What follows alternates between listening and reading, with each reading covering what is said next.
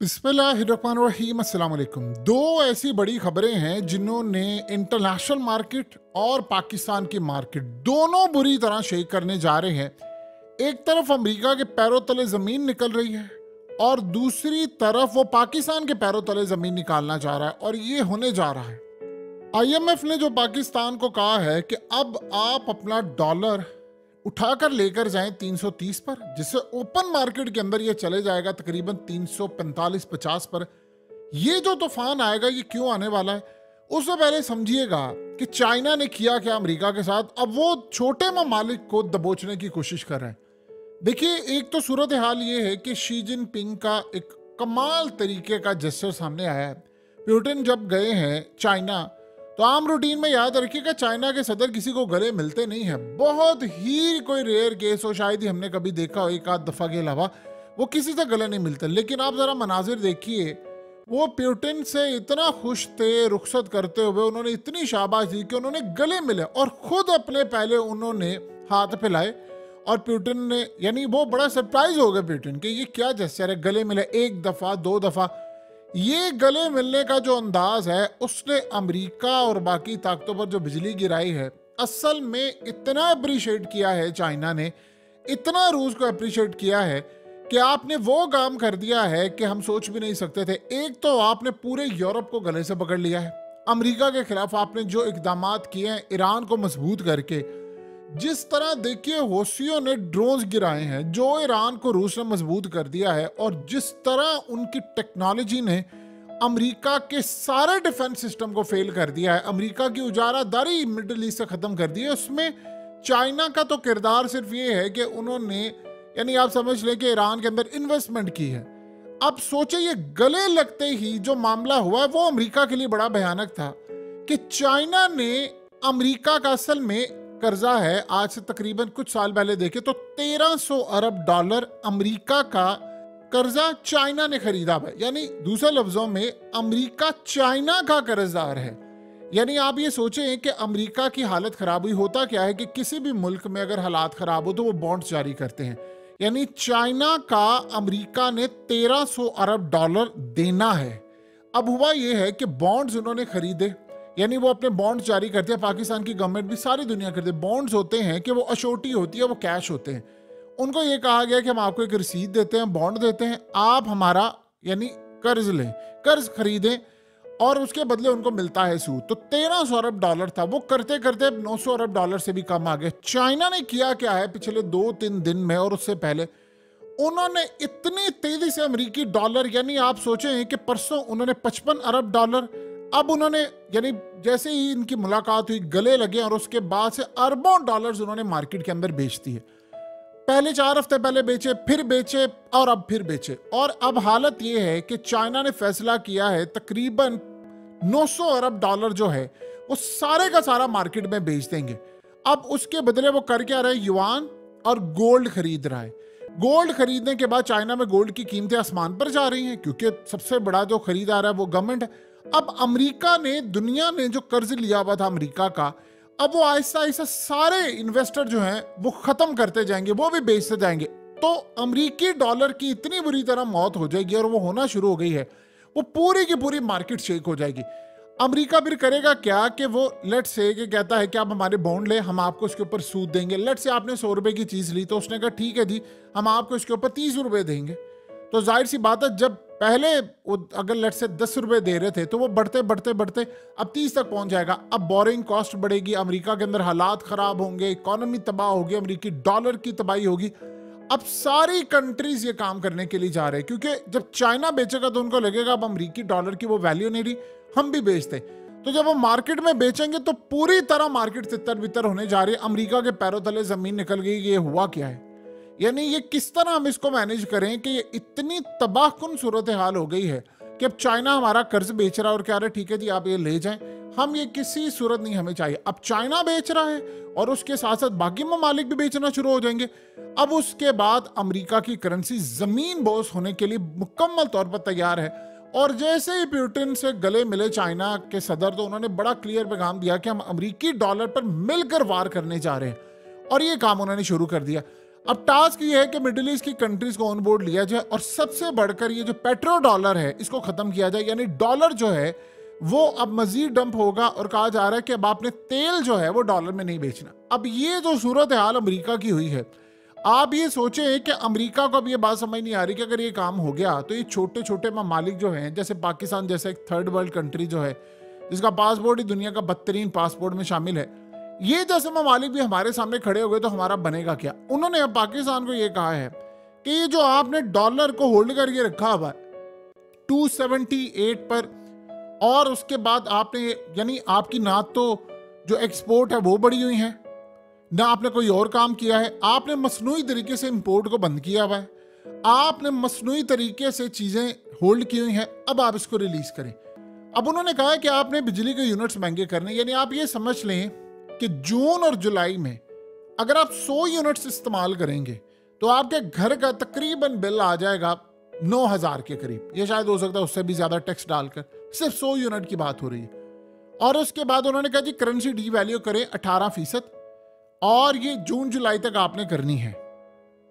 अब वो कितनी देर में क्या मामला होगा, जैसे ही आप करेंसी डी वैल्यू करेंगे तो वो 330-35 पर चली जाएगी, यानी आप ये सोच लें कि 330-35 पर जाइए, ओपन मार्केट में $350 हो जाएगा। आप बताइए कि उसके बाद जो तबाही होने वाली है आप और हम उसका अंदाजा लगा सकते हैं। यानी इतनी तबाहकुन सूरत हाल होने वाली है, इतनी ज्यादा तबाहकुन सूरत हाल होने वाली जिसका आप और हम दूर दूर तक अंदाजा भी नहीं लगा सकते। यानी असल में वो काम ये कर रहा है कि इससे पहले कि सारे ममालिक खड़े हों, मैं हर उस मुल्क की करेंसी जो छोटे ममालिक है, क्योंकि वही चाइना का साथ देंगे, उनकी डी वैल्यू करता जाऊं, ताकि अगर अमेरिकी डॉलर को इंटरनेशनल मार्केट में नुकसान भी पहुंचता है तो ये सारी की सारी जो करेंसीज हैं ये अपना वजूद बरकरार ना रख सके, जैसे पाकिस्तान की करेंसी है और दीगर करेंसीज है। यानी अमेरिका की तबाही हो तो साथ दीगर ममालिक भी डूबे। अब बताएं कि सारी सूरत हाल में चाइना काम ये कर रहे, देखिए हम अक्सर कहते हैं ना हमारे पास रिजर्व में इतने हैं, यानी भारत के पास $650 अरब से ज्यादा के रिजर्व हैं डॉलर के, हमारे पास $8 अरब के, और वो भी IMF से लिए हैं, कुछ सऊदीया से, कुछ चाइना से, अपना तो कुछ भी नहीं है। तो इस सारे मामले पर इसीलिए तो हमें IMF के पास जाना पड़ता है। तो अब वो जो करेंसी का मसला पैदा हो गया है पाकिस्तान के लिए, चाइना ने इंटरनेशनल मार्केट में अमेरिका का गला पकड़ लिया है, यानी आप ये सही समझ लें कि उन्होंने अमेरिका की शारक को पकड़ लिया है। अब ये काम कभी भी चाइना ने नहीं किया। अब असल में वो सारे का सारा अगर मार्केट में बेच देते हैं तो अमेरिका के पैरों तले जमीन निकल जाएगी, बाकी सारे भी बेच देंगे। चाइना इतनी बड़ी ग्लोबल पावर है कि अगर वो होल्ड करके रखती है करेंसी को, असल में उनके पास अमेरिका को तबाह करने के इतने तरीके हैं कि जिसकी कोई इंतहा नहीं है। अमेरिका असल में अब लगा रहा है चाइना पर पाबंदियां। आपको याद है पाकिस्तान के बैलिस्टिक मिसाइल के प्रोग्राम के हवाले से उन्होंने चाइना की कंपनीज पर पाबंदियां लगाई। अब वो रूस को मदद करने की वजह से चाइनीज कंपनीज पर लगा रहा है पाबंदियां, ईरान पर मदद करने की बजाय यानी उनके साथ ट्रेड करने की वजह से पाबंदियां लगा रहा है।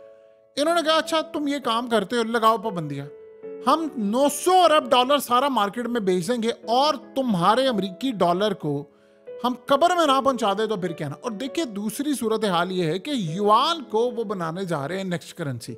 दो ऑप्शन है, एक ऑप्शन उन्होंने दी हुई है कि मुस्लिम कंट्रीज को कह रहे हैं कि आप अपनी करेंसी बना लें, यानी ये जो बांग्लादेश की प्राइम मिनिस्टर हसीना वाजिद ने बात की है कि तमाम मुस्लिम कंट्रीज अपनी करेंसी बना ले, इसके पीछे चाइना की बहुत बड़ी सपोर्ट है बांग्लादेश को। चाइना और बांग्लादेश का ताल्लुक यानी आप ये समझ लें पाकिस्तान से बहुत बेहतर है उनका बांग्लादेश के साथ। तो उन्होंने बांग्लादेश को ये बात कही है कि भाई कोई एक आइडिया फ्लोट करे कि आप ये काम करें। अगर देखिए तमाम मुस्लिम कंट्रीज अपनी करेंसी बना लेते हैं, युआन को कोई मसला नहीं पड़ेगा, अमेरिकी डॉलर की मौत हो जाएगी, वो बर्बाद हो जाएगा। तो अमेरिकी डॉलर अगर तबाह हो जाएगा तो आप बताइए कि सारी सूरत हाल में बाकी क्या करेंगे। अब जो सिनेरियो बनने जा रहा है एग्जैक्टली यही है कि अमेरिका के खिलाफ इंटरनेशनल सतह पर जो महाज अब खुल गया है वो अब रिवर्स नहीं होने जा रहा। ये तो हो गया एक सिलसिला, और दूसरी जानिब अमेरिका के साथ साथ ये जो कंट्रीज हैं इनको ये बात समझ नहीं आ पा रही कि हमारे साथ क्या होगा। पाकिस्तान का मसला ये है कि एक ही चीज, एक ही पैटर्न होता जा रहा है, गैस महंगी, बिजली महंगी, ये महंगा, वो महंगा, और फिर उसके बाद कोई रास्ता हमें नजर नहीं आ पा रहा। देखिए अब तो इंटरनेशनल इन्वेस्टर भी भाग गया है सारा, और कोई हमें ये चीज़ समझ नहीं आ रही, इन्वेस्टमेंट आ नहीं रही, तो आप लोगों से पैसा निकलवा रहे हैं, निकलवाते जाएं, महंगा करते जाएं। आप बताइए, एक बंदा 100 रुपया कमाता है, वो किस तरह 300 रुपए का घर का खर्चा कर सकता है? ये सिंपल सी मैथमेटिक्स है। ना हम अशराफिया के कोई बंद कर रहे हैं, इनके जो नौकर चाकर है, इनका जो पैसा, कोई चीज बंद नहीं करे, उनकी याशें इसी तरह हैं और उन सब ने वैसे भी भाग जाना है। सो अब सूरत हाल ये पैदा हो रही है इंटरनेशनल मार्केट के अंदर कि रूस ने फैसला ये कर लिया है कि एक तरफ उन्होंने टेक्नोलॉजी देनी है, ईरान को पास करने जा रहे हैं बड़ी तादाद के अंदर, और वो टेक्नोलॉजी का इस्तेमाल करेंगे इजराइल और बाकी ताकतों पर। दूसरा, एक जंग जो शुरू हो रही है, जो जिस पर आम लोगों को भी समझ आती, वो आगाज होने जा रहा है मुआशी जंग का।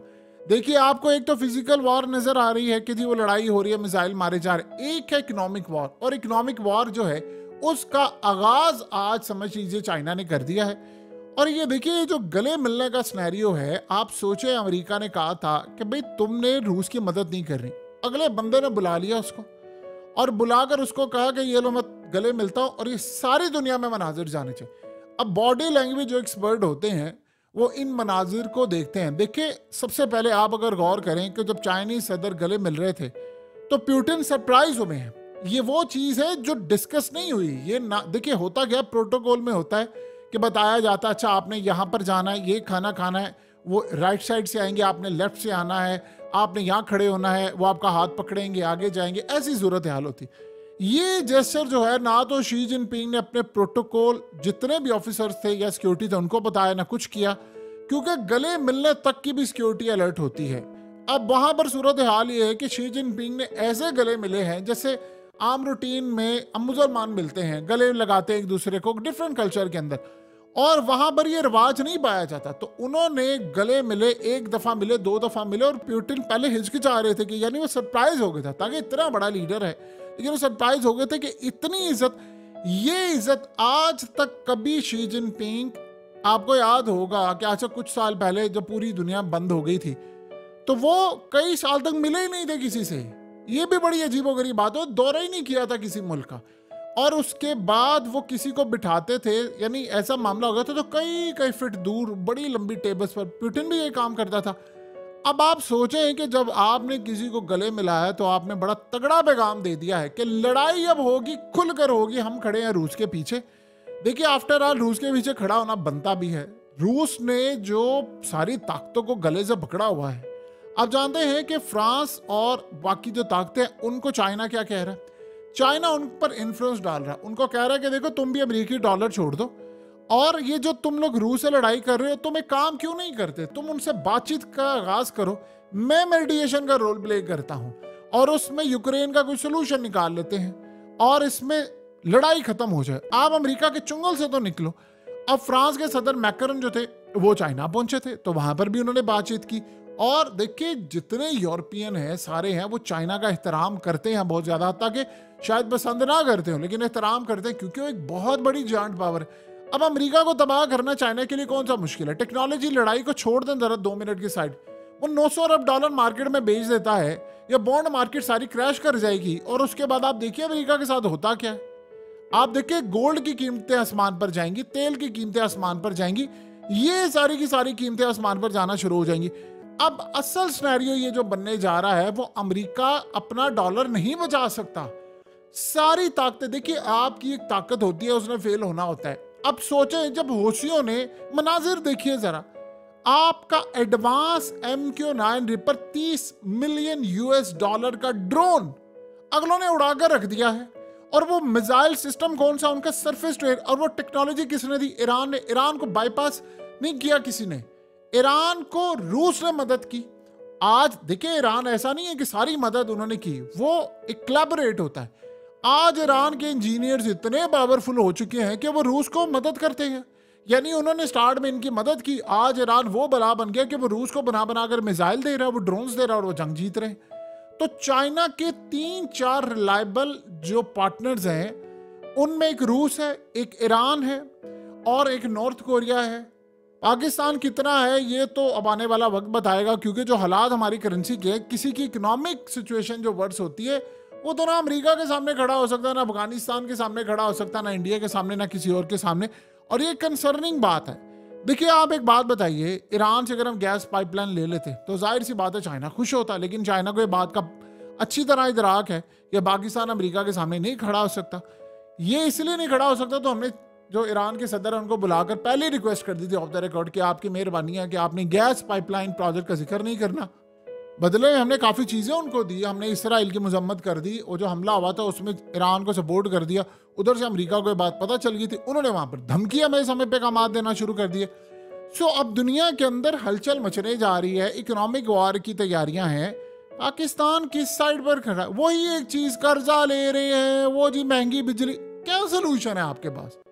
आप बताइए ना। 2009 से आप एक ही काम करते जा रहे हैं। IMF आ रहा है, कर्जा ले रहे हैं, कर्जा खाया जा रहा है, किस्तें जा रही हैं, टैक्स बढ़ाओ, बिजली बढ़ाओ, गाड़ी की कीमतें बढ़ाओ, महंगाई करो, फलाना करो, ये करो, करते हम पिछले 15 साल से एक ही चीज रिपीट करते जा रहे। बताएं बेवकूफ शख्स कौन सा होता है जो एक ही काम करता रहे और एक्सपेक्ट करे कि रिजल्ट डिफरेंट निकलेगा? कैसे निकलेगा डिफरेंट रिजल्ट? इस वक्त वही ममालिक तरक्की कर रहे हैं जिनकी इकोनॉमी स्ट्रांग है। अब यहां पर आप देखिएगा, चाबहार पोर्ट के ऊपर अमेरिका ने धमकी दे दी ना भारत को। भारत ने ये नहीं कहा कि हम नहीं करने जा रहे, उसने कहा, अमेरिका ने तो मुझे कहा था कि जी वो बहुत ही ज्यादा फायदा, अब अमेरिका को क्या तकलीफ चढ़ी है? अब ये क्या हुआ? उसे क्या भारत वही फैसले करेगा जो भारत के हक में है। उसके बाद अमेरिका का कोई बयान आया, अब देखेंगे क्या पाबंदियां वो लगाते हैं। आप यकीन कीजिए इन्होंने भारत पर पाबंदियां लगाई, अगर उन्होंने अमेरिका को जवाब ना दिया तो आप कहिएगा अमेरिका तितर बितर भारत कर सकता है। ये भी याद रखिएगा। अब हालत वो नहीं रही जो अमेरिका की हुआ करती थी, तो उधर से चाइना उनको करे। जब चाइना देखेगा कि भारत ये काम करेगा तो वो याद रखेगा अपनी फोर्सेस जो है वो थोड़ा सा पीछे करके भारत के साथ हाथ मिला लेगा। ये यहां तक होता है। आज के दुश्मन कल के दोस्त, कल के दुश्मन आज के दोस्त हैं। ईरान और सऊदी अरब एक दूसरे से लड़ते आ रहे थे। अब देखिए ईरान और सऊदी अरब की दोस्ती है कि ईरान कह रहा है मैं तुर्की को, मैं फलाने को, मैं ढिमकाने को, मैं हर मुल्क को देने को तैयार हूं। एडवांस टेक्नोलॉजी जो आपका न्यूक्लियर प्रोग्राम बना देगी।